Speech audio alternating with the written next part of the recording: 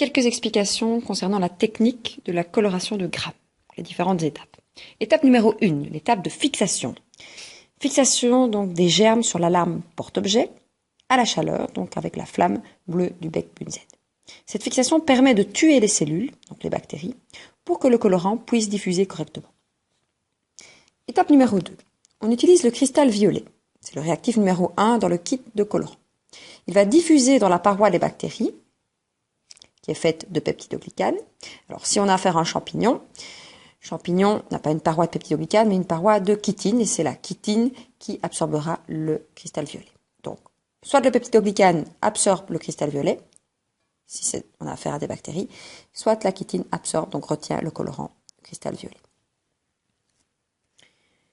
En fin d'étape numéro 2, que ce soit les grammes plus ou les grammes négatifs, elles se colorent toutes les deux en violet. Étape numéro 3, utilisation du Lugol, composé iodé. Il a un rôle de mordant, il va augmenter l'interaction entre le colorant et la cellule, donc les bactéries. Étape numéro 4, utilisation de l'alcool acétone, donc réactif numéro 3, il va décolorer les bactéries grammes négatives qui vont devenir donc incolores. Les grammes plus vont rester violettes. En fait, les grammes négatifs se décolorent facilement car elles contiennent moins de peptidoglycanes dans leur paroi et donc ont moins bien retenu le cristal violet. Donc en fin d'étape 4, les grammes moins sont incolores et les grammes plus sont toujours violettes.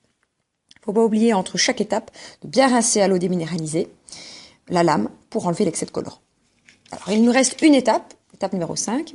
On va ajouter le dernier colorant, le rouge safranine, qui permet de colorer les grammes négatifs.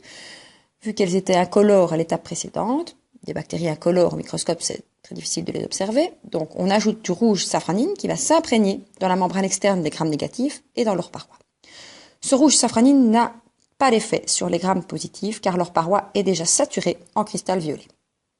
Alors les résultats, les bactéries grammes plus sont violets, apparaissent violets, et les grammes négatifs sont rose-rouge. Petite remarque sur les champignons, ils vont se comporter comme les bactéries grammes plus, donc vont apparaître violets.